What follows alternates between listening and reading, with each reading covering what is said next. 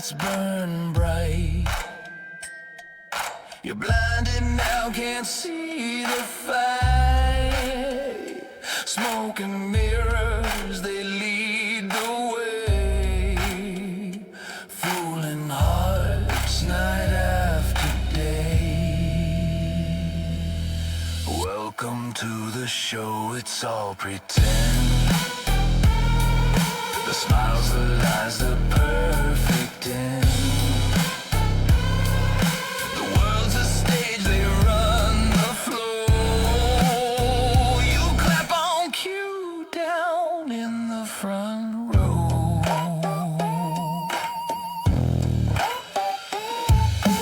Painted faces, masks of stone. A hollow laugh that chills the bone. Puppets dangle strings unseen. Life's a trick, a cruel machine. Do you see it? Do you feel it? Or just believe it?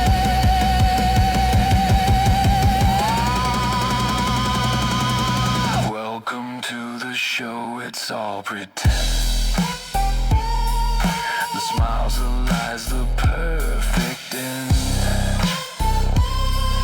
The world's a stage, they run. All right, welcome back to Breaking the System, guys and gals. So, if you've been listening, you know, not about fluff pieces. We typically have receipts. We do the equations, and today we're dropping the biggest receipt of all, history itself. On every one of our podcasts, we try to throw in just enough history, right? That makes it relevant. Tonight we are going to do a little bit of speculation. I'm not saying that these things will happen, but we're saying that these things have happened in the past, and let's be honest with ourselves and with each other, America is no different. And if you think America is going to be around forever, it's very delusional, okay? And so let's jump into this. We're going to talk about some history. I got my notes here. We're going to talk about some things like the bankers. We're going to talk about the internet, a little bit of stocks, and you're probably asking yourself, like, what in the hell does all this stuff have in common? Because it does. All this stuff is tied together, and it's up to us whether we follow in the path of some of these other great empires and civilizations, or if we forge our own path and we make history itself. So, here we go. I hope you guys enjoy this show, this episode. I think I'm going to really enjoy this episode. I've done a lot of research in this, so let's look at Spain, Britain, and the Soviet Union. 3 different empires, 3 different eras, but the exact same 7-stage collapse playbook. And no, we're not talking about invasion from aliens. We're not talking about some sudden meteor. Just predictable, repeatable steps that every superpower follows when it forgets how empires actually die. And for the most part, time doesn't matter. It's the patterns.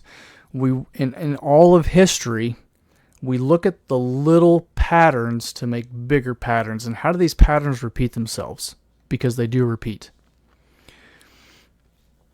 So I'm going to walk you through those 7 stages blow by blow using the real history of 3 fallen giants. And then we're going to look at America as of today, 2026, and see exactly where we sit on this timeline.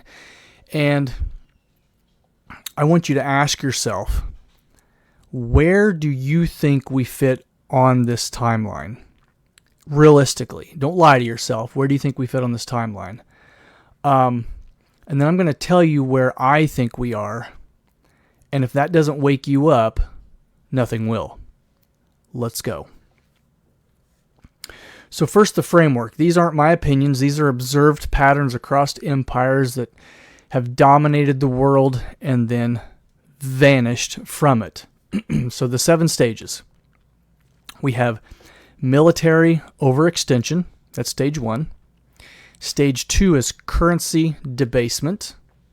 Stage 3 is debt spiral. Stage 4 is loss of productive capacity. Stage 5 is social decay. 6 is loss of reserve currency status. And the final stage is total collapse, stage 7. And so once stage 1 kicks in, the clock starts. The average runaway, about 40 to 80 years. Where are we? We're 250. And so where do you think we fit? Are we stage 1? Are we stage 4? And I don't think we're stage 7. I don't think we've had a total collapse, right? So where do you think we are? Throw it in the comments, right? Throw some comments down there. Let's get some comments going. I want you guys to get going with the podcast here. Where do you think we fit within this framework? Stage 1, stage 3, stage 5, stage 7, where? Okay. So like we said, most places average about 40 to 80 years. And they always believe they're exceptional. Every one of these places that we talk about or that we're going to look at, they believe they are the epiphany of greatness and they are the exception to the story and they will surpass time itself. Okay? But they never are, and that's reality. So let's start with Spain, the original empire on which the sun never sets. This empire lasted from 1590 to 1670, and this was the Silver Empire that basically melted away. And so we're going to run through each one of these 7 stages with each one of these empires real quick. So their military overextension. Philip II inherited the largest, richest empire ever seen. Conquistadors had taken the Aztecs and Incas. Silver from Potis and Mexico flowed like rivers, so silver was coming in daily. But he spent it all on endless wars. The Dutch revolted, dragged on for 80 years. The Armada against England in 1588, fighting France. The Ottomans in the Mediterranean. And so half the royal budget gone to the military. And so they were everywhere defending everything. Does that sound familiar? Does it? Stage 2, currency debasement. The silver flood caused the price revolution. Prices in Spain quadrupled in a century, so silver prices went up. And instead of investing in factories or farms, the crown flipped coins, mixed in cheaper metals, and they printed vellon, basically what they called an early fiat system. And the real value of silver of their money collapsed. Also sound familiar? Stage 3, the debt spiral. Bankruptcies hit like clockwork. So Spain actually filed for bankruptcy multiple years in 1557, 1578, and 1596, and 1607, and 1627, and again in 1647. So they borrowed from the Genos bankers at insane rates just to pay the first loan, and the interest rate ate the treasury alive. Also, does it sound familiar? Right? And keep in mind, I'm not trying to scare you. I'm giving you information so that, and we'll talk about this later on, so that we can collectively come together and pull America back from the brink. Okay? Stage 4, loss of product capacity. So Spanish wool and textiles, once world class, got crushed by inflation and cheap imports from the Netherlands and England. They stopped making things. Also sound familiar? Okay. They imported everything, and the real economy rotted away from the inside. Stage 5 is what they call social decay. The nobility lived off New World rents. No work, endless festivals, religious processions, gambling, and peasants starved while the aristocrats wore gold-threaded clothes, and discipline vanished overnight. And trust in the institutions evaporated. Poof, gone. Okay? Stage 6, the loss of reserve currency status. So the Spanish dollar, pieces of 8, had been the world's money. The world's money. And by the late 1600s, the Dutch guilder and then the British pound took over. No one wanted debased Spanish silver anymore. So the Spanish silver, that really wasn't silver anymore because they had diluted it with all of these other metals, it was no longer the world token. It wasn't the world monetary anymore. And so the collapse, by 1670, Spain was a second-rate power, never recovered its global status. The empire itself fragmented, the wealth illusion popped, one empire down. Simple playbook, right? Okay, so let all that sink in. Now we're going to fast forward to the 20th century. Let's look at Britain. 1914 to 1956. World War I and World War II. And actually Britain was much bigger before this, okay? But this is where we're starting. World War I and World War II, defending the largest empire ever, 35 million square kilometers, a quarter of humanity. They literally had bases everywhere. The Royal Navy ruled the seas until it couldn't afford to. Just too expensive, too much. Stage 2, the gold standard, they abandoned that in 1931. That also sounds familiar. We done it in 71. The pound devalued 30% overnight and inflation followed. Stage 3, World War II borrowed, so Britain borrowed from the U.S., lend, lease, then massive loans. Britain merged from the war broke, owing American billions that they could never repay without help. And that was kind of the point, okay, for some places within Britain. And so stage 5 was post-war welfare explosion. You had class resentment that boiled over, national confidence shattered. We've had it too good for too long, people said. The Blitz spirit faded into entitlement and division. Stage 6 came about by Bretton Woods, 1944 to 1954. The U.S. dollar became the world reserve currency at the time. And the pound was done. The Britain pound was done. And in 1956, the Suez Crisis, Britain and France tried to retake the canal from Egypt. Eisenhower officially said no. Forces withdrawed. Global humiliation. And the empire unraveled pretty fast. India gone in 47. Most of Africa gone by the 1960s. Hong Kong was gone in 97. And Britain became America's junior partner. Two empires, same stage. Okay?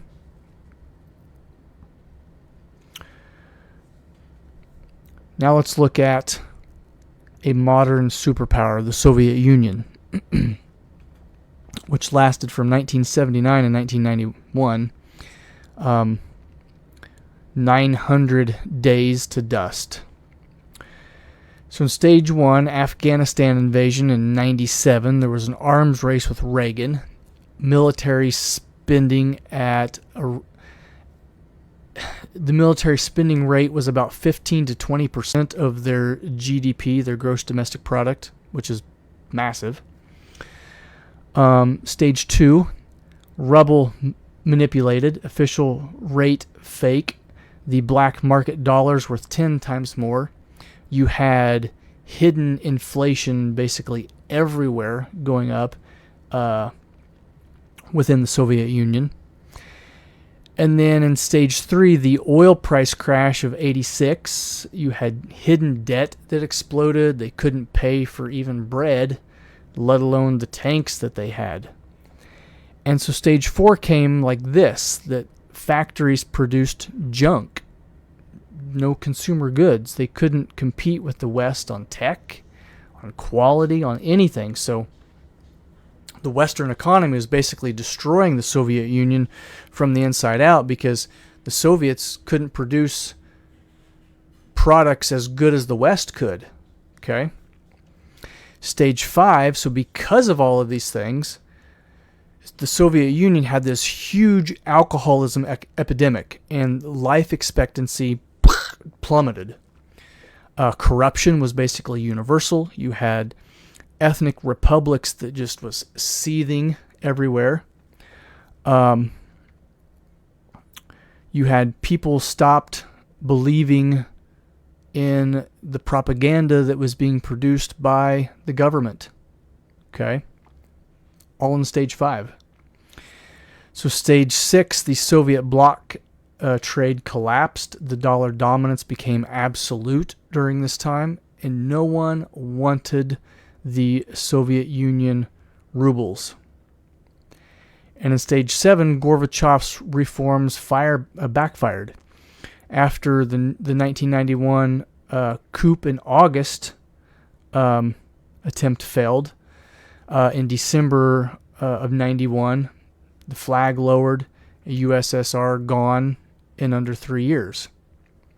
And some say that towards the end, it really only took 900 days from the time that the ruble was not dominant anymore that the Soviet Union basically collapsed under the weight of itself. So now comes a gut check, especially for us in America. Stage 1, locked in decades ago. We have 800 plus military bases worldwide in what we call the Forever Wars. We spend $900 billion plus on a military budget every year, and they have increased, or they've proposed to increase that to 1.5 trillion. That's extreme overextension. We need to check that. We spend more than like the next 10 countries on defense combined. That's insane, okay? It's not sustainable. It's not. Gut check yourself. We can't spend 1.5 trillion no matter how good our economy is. We can't do it. It's not sustaining. Stage 2 and 3 kind of are together here. We have a national debt that just surpassed 38.8 trillion. Interest alone is nearly 970 billion a year just in 2025. And the CBO projects project over 1 trillion in 2026. Right? So, and especially with this war or this expansion or whatever's going on in Iran and Venezuela and everywhere else, and we're going to get to those in just a minute, I think it's going to be more than that. I think it's going to be more than 1 trillion. And that's more now than we spend on national defense, more on Medicaid. Just the interest is more than we spend on national defense. The interest is more than we spend on Medicaid. Interest is now the third largest federal expense after Social Security and Medicare. We're borrowing to pay interest on old borrowing, and that is spiraling way out of control, exponentially fast. That alone, other than anything else that we talk about, should scare the living shit out of you. It should. Stage 4, Manufacturing employment still below 2000 peaks. China, they build our phones, they build our drugs, they build our solar panels, right? Productivity has, or the productivity base, our manufacturing jobs have been hollowed out. Not only did we send them to China, but we sent them to Mexico, we sent them to Canada, we sent them to Singapore, we've sent them everywhere else except for keeping them here. What do we produce? What do we make? We don't make a effing thing here. We make nothing here anymore, okay? That's important. We have to have a push towards bringing manufacturing back towards the United States. We have to make something here. We can't just sell services. That in itself is not sustaining towards the long term. And we really have to start thinking long term, not just in what is going to happen in the next 5 years or the next 10 years, but what's going to happen in the next 50 years, the next 100 years. And there's a big if we even make it that far. Okay? And that's a massive if. So we're not manufacturing anything at all. Stage 5. And remember where I asked you earlier where you thought we were? Most think that we're at stage 5 right now. Take a look and be honest with yourself. Have this gut check in reality. And it doesn't matter if you're left. It doesn't matter if you're right. It doesn't matter if you're white, black. It doesn't matter any of those things that they try to divide us on. It doesn't matter about any of those things. Okay? Be honest with yourself, because this is where we are right now. And some would say we're actually past stage 5 and we're dipping into stage 6, and it's coming fast. Okay, so stage 5. Polarization at levels not seen since the Civil War. We're extremely polarized on everything. Like, we can't even agree on, I don't know, what kind of tea to drink in the morning or what kind of clothes to wear in the afternoon. Like, we can't agree on anything. So there's massive levels of polarization. We have trust that's no longer in our institutions. Congress, the media, the courts, those are sitting about 20 to 25%. So 20 to 25% of the time, we trust Congress to make the right choice. So we trust the media that what they're actually producing is factual, or we trust the courts that their ruling is justified. 1 out of every 4, or 1 out of every 5. That's bad. There's no trust in our institutions. Wealth inequality, back to the Gilded Age, to the extremes, like the ultra uber wealthy are getting even much more ultra uber wealthy, and the poor are becoming even much more poor. There really is no middle class anymore. And I would say if you think that we have a middle class, those would be the lower end millionaires. Like, you have to have millions and millions of dollars just to be middle class in the United States. That's super fucking scary. Okay? And pardon my French, but it's a reality, right? So we have a huge wealth inequality. Culture wars on every screen. Like, we can't even agree on what news to watch because some say Fox is bad and others say CNN is bad, and I say they're all bad. Like, to hell with all of them, right? We have to start doing our own research. We have to start critically thinking. We have to start thinking out of the bubble and in the bubble and around the bubble, right? The big thing is we got to start thinking for ourselves instead of listening to what this person is saying on the left and what this person is saying on the right, and we're stuck in this tiny little box in the middle, right? We have to expand our thinking. Entitlement programs exploding while birth rates crash. Entitlement programs. Oh, I'm entitled to this because I'm this ethnicity, or I'm entitled to this because I'm poor, or I'm entitled to this because I'm rich, or I'm entitled to this because of my skin color, right? These entitlement programs exploding left and right, while what's really happening in the background is our birth rates. We're not producing enough kids to replace the people that are dying. America is dying from the inside out because we can't have enough children. We're too focused on killing kids before they're even born. Abortion, right? I know that's a touchy subject, but you can't grow as a country if you're killing your kids off. You can't. Use common sense, people. We have mass immigration debates ripping communities apart. We need open borders. We need closed borders. No, we need this. No, we need that, right? We can't. We can't agree on what immigration should look like. And so because there's no agreement, now we get, and don't get me wrong, I was to the far on one side and too far on the other side on a lot of these things as well, until I opened my mind and realized, hey, you're doing all of these things, right? It's time to make a change. It's time to shift your thinking.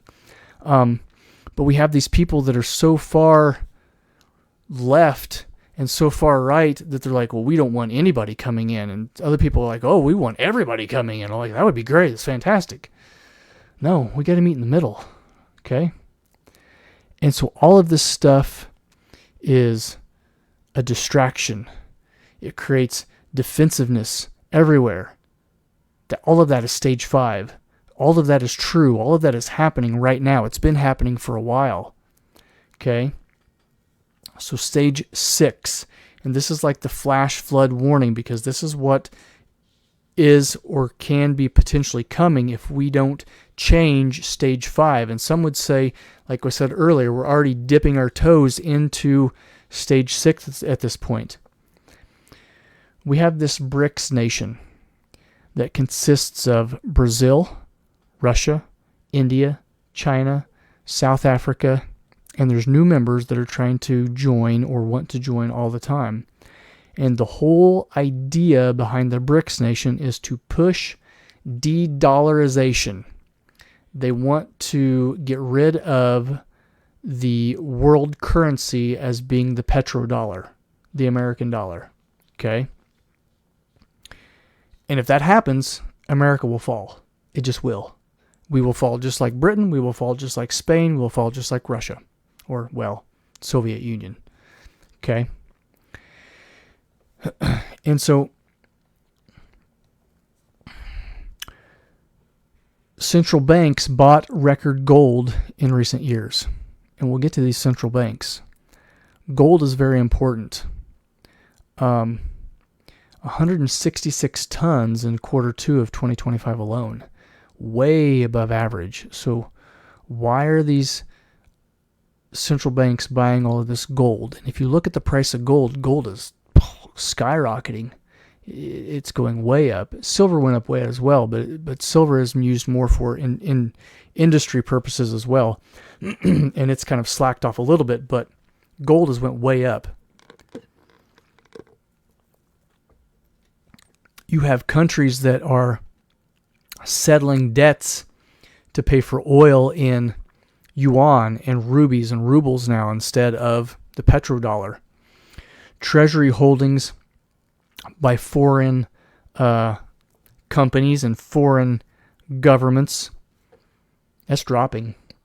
China has gotten rid of a lot of their treasury bonds that they had within the United States, and others have followed. And the dollar's share of global reserves are slipping year by year.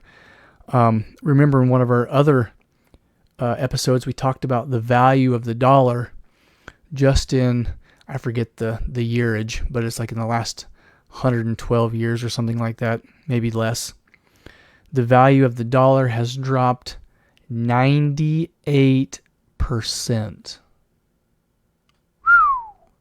98%. Okay. And so stage 7. Stage 7's not here yet, But every empire thought they had more time. Every empire thought they had more runway. Okay?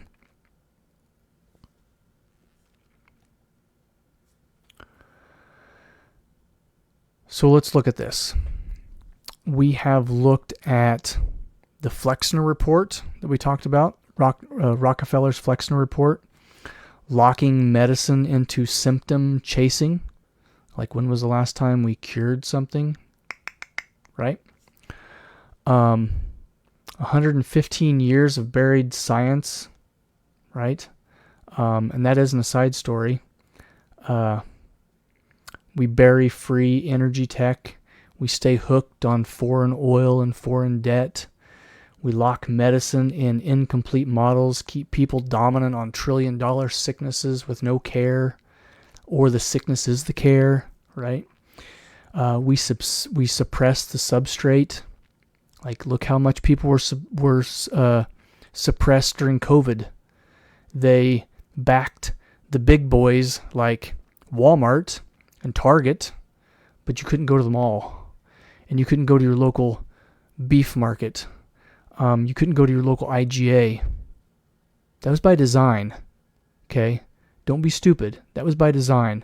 You can't tell me going to Walmart where there's hundreds of more people was safer during COVID than going to my local meat man and buying 5 pounds of ground beef with 5 other people in the market. Like, you think I'm stupid?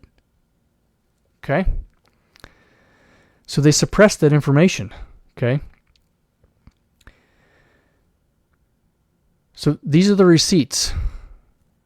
This is the equation. And the pattern is screaming. Stage 5 is the danger zone. Okay? And this is where eternal rot meets external pressure. So internally, we're rotting away. Look at the foundation of the United States. All of the things we just talked about. If that is not a gut check, a wake-up call, I don't know in what reality it will be for you. Okay?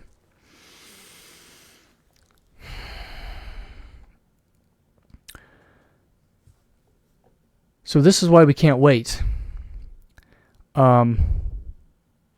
This is why we have to build the correction plan and redirect.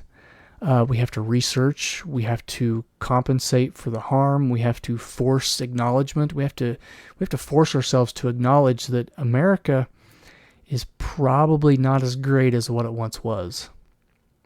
It's probably not. And that's hard for a lot of us. Okay? But we have to force that acknowledgement before we can get better. It's like a sickness. You have to force yourself to realize that you're sick before you go to the doctor and you get a cure. We're there. Okay, we're sick. We need healed. We need cured. So we need to remember Spain and Britain and the Soviets. They all did the same thing. History doesn't negotiate. It repeats until we break the cycle. Okay? So how do we break this cycle? Well, let's jump down some rabbit holes. This is where I kind of go off tangent here. This is kind of my own little notes section. We have what's called the Federal Reserve. And for those of us that know what the Federal Reserve really is, instead of the storybook, the fairy tale that we're told, okay, the Federal Reserve it's not federal, and it's not a reserve. Guess, we were lied to. Bingo. It's not federal, and it's not a reserve. It's an entity all on its own. And so what the Federal Reserve is it's basically this bank that is funded by other banks, and those banks are funded by the state banks or the medium banks, and those banks are funded by the little banks. And that's basically the Federal Reserve in a nutshell. Okay?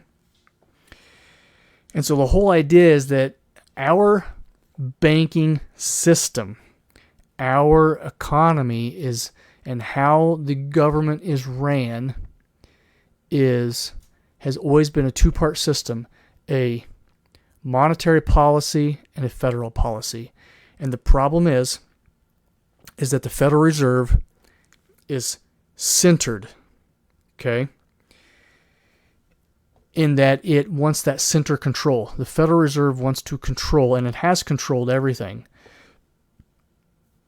It regulates when interest rates go down, when interest rates go up, how much banks can loan, how much money that you can pull out of your own bank. Like if you have $1 million in the bank and you go to the bank and you be like, excuse me, I would like to withdraw $50,000 today. They're going to look at you and say, nope, come back in 2 weeks. We'll have your money then. Or they'll have to look into like your history and ask you all kinds of questions. And you're like, this is my money. I should be able to pull out all $1 million at one time if I need to. But the Federal Reserve controls you through controlling the banks and not letting the banks give you your money that you have put into those banks. Okay. That's how the banking sector works. Okay. So let's pull away here for just a second. I want to look at, where did it go? Here it is. Okay, stay with me here. Okay.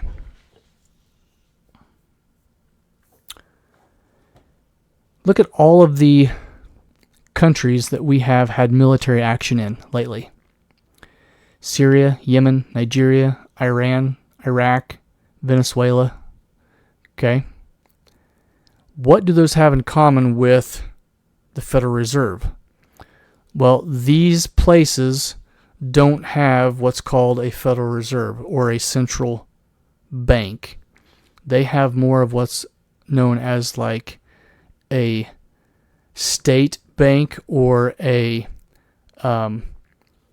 private bank that's not by the government itself. Okay. And so you have to ask yourself why. Why are we coming into these countries that don't have a central control Federal Reserve style bank, instead have a bank that's completely different? You can also ask it like this. Do all of these countries not have a Rothschild type bank? And the answer to that is yes. Yes, they do not. Okay. So why? What is the purpose of going into all of these different countries that don't have a central bank, a Federal Reserve type place? Maybe so that we can change them over, so that we can install a central bank type place, a Federal Reserve type place. Could be, right? It's one of the theories, is that's why that we have went into some of these places to help overthrow the government or to help control the government, and in the process we help install a Rothschild type central bank, Federal Reserve style bank, so that these people have more control. Okay.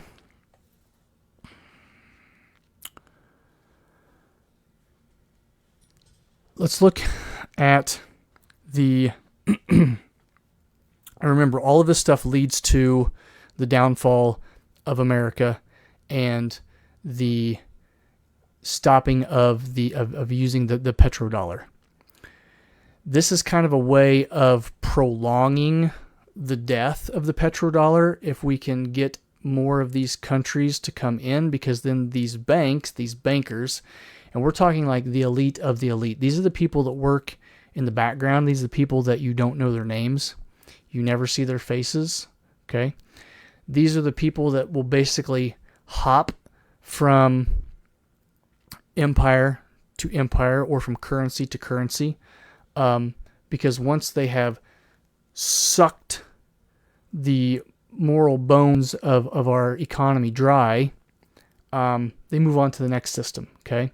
And so to help prolong the life of the American economy, we need to import more people into this petrodollar central banking Federal Reserve Rothschild type system.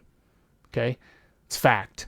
And the more that you go down that rabbit hole, the darker it gets and the deeper it gets. Like, and that's a good one. Okay. So this administration and many others have been focused on the stock market, and they talk about how well we are doing as an economy based off the stock market, right? And let's be honest, the stock market's been doing really, really well. But when we look at the stock market, and we're going to jump back to another page here. Okay. Here are the 6 largest American stocks based on market capitalization. We have Nvidia, Apple, Google, which is Alphabet, Microsoft, Amazon, and Meta. What do every one of these companies have in common? Take a guess. What do they have in common? The answer is AI. What is currently driving our economy? The answer is AI. If we didn't have AI and these companies pushing AI to make us, the American people, spend money on AI, the economy would not be nearly as strong as what it is now. Not nearly as strong. And in fact, if you want to know how big NVIDIA is, NVIDIA Corporation, just the corporation NVIDIA, is bigger than all of the pharmaceutical companies, American pharmaceutical companies combined.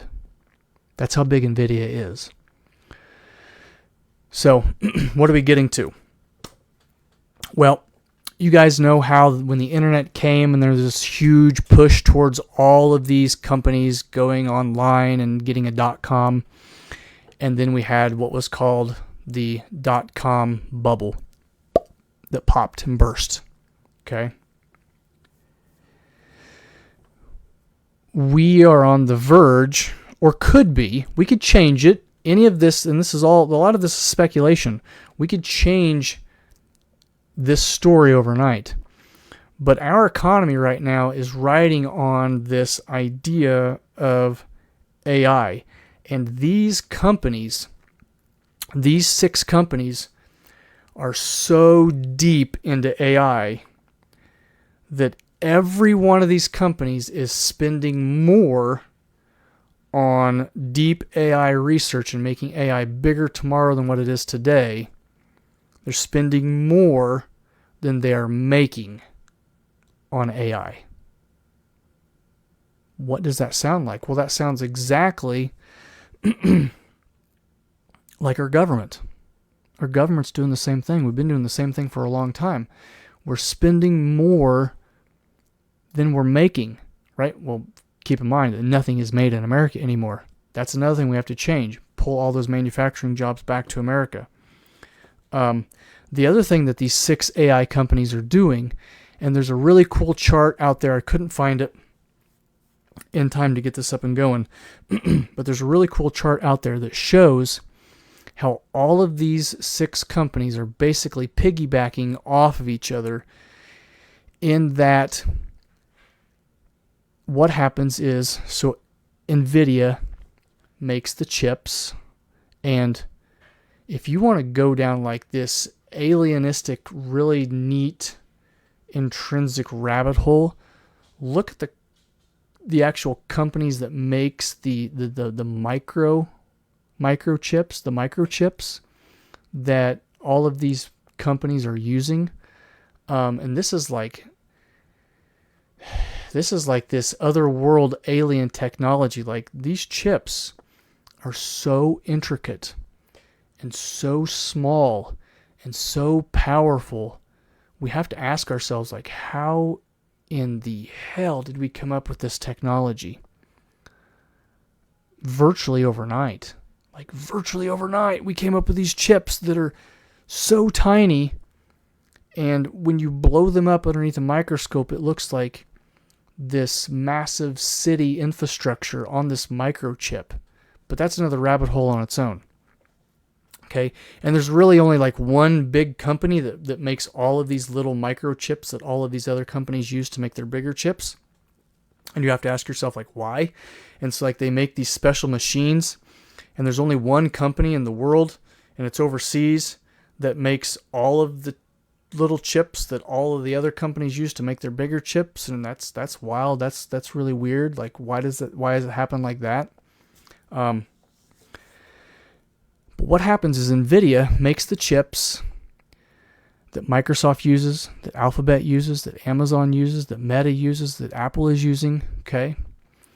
And then Microsoft or Google or whatever, whoever, will be like, oh, I'm going to build a data center and you can use part of our data center. And so like these guys, they piggyback off of each other. And so if you, like, Microsoft is like, I'm going to invest $5 trillion into you or $5 billion into you. And then Meta's like, well, I'm going to invest $4 billion into you. And Alphabet's going to come in. They're going to be like, I'm going to invest 50 million into you. And so like all of these 6 companies are investing into each other. And what it does, it's creating this artificial bubble within tech that is booming because of AI. And the problem is, and it will happen, it's just a matter of when, because all bubbles pop, is when is this bubble going to pop? When does the AI bubble pop? And when that happens, we're going to see these tech companies fall. Now, they're not going to completely fall, right? They're too big. They're everywhere. Like, everybody uses an Apple computer. Everybody uses Google. Everybody uses Microsoft. Everybody uses Amazon and Meta. But what I mean by this is their stock price is going to fall. And if these are the companies that are leading the stock market, when we are teetering in level 5, almost to level 6, within this empirical downfall, could this make things run faster? Could it exponentiate our downfall? And yeah, it could, because investors could start pulling out of these companies, and they could start pulling money or pushing money into the BRICS system, or into China, or into the Middle East. The Middle East is getting big. Like, the oil companies in the Middle East, you look at their stocks and their stock prices, and not just because of the war, but in general, the Middle East, India is another country that is massively growing. And so if you think that the United States is going to remain this top tier superpower forever, you're mistaken. Like we said before, all of these other countries, they want what we have.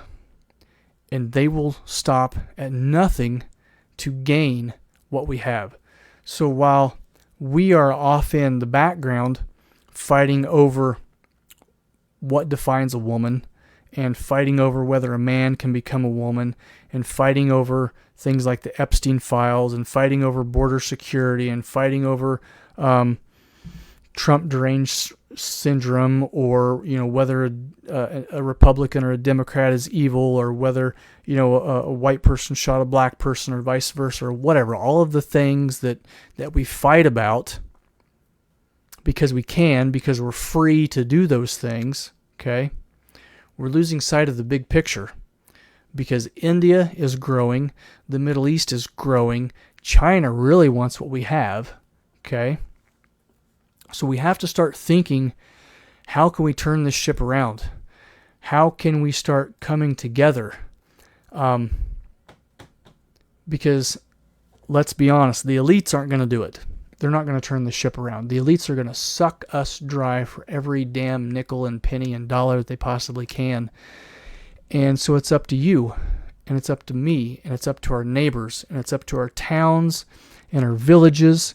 It's up to us, the little people. It's up to us, the blue-collar manufacturers. It's up to us to change and shift America.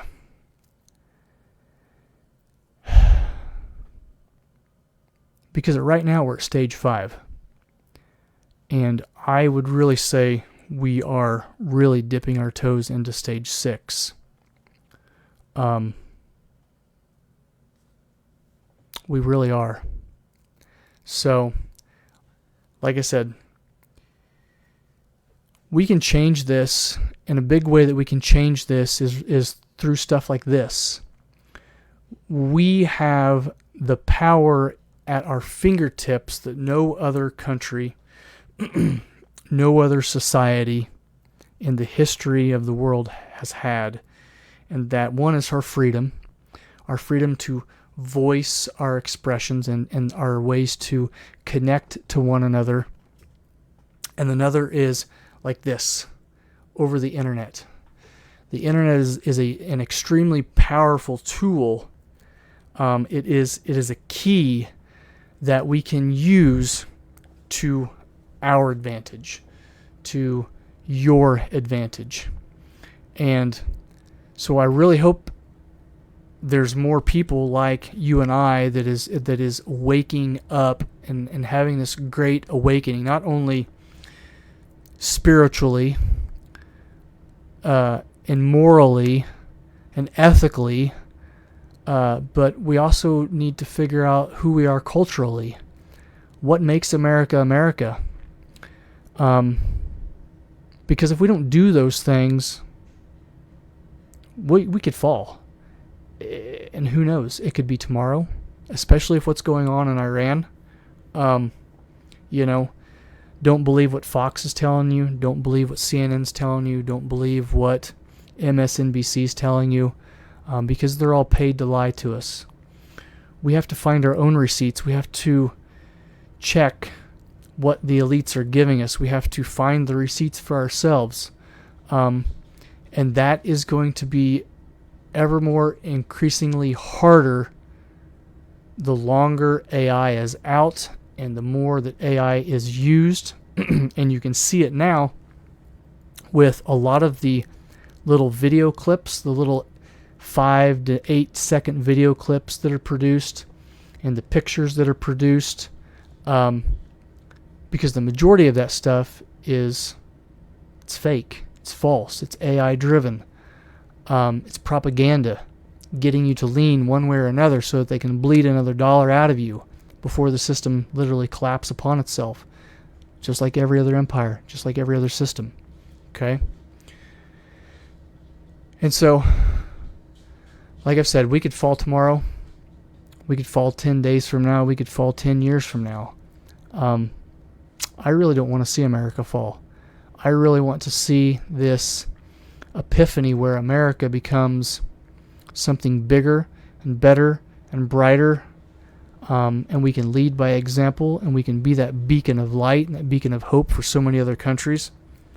But that starts now, because if we wait till tomorrow, we won't be here. So until then, stay awake, stay active. We're not done yet. We still have fight in us. Okay? We can do this. Let's turn it around. It's up to you and I. And with that, this is Breaking the System. You guys have a blessed night, and we'll see you next time. Peace.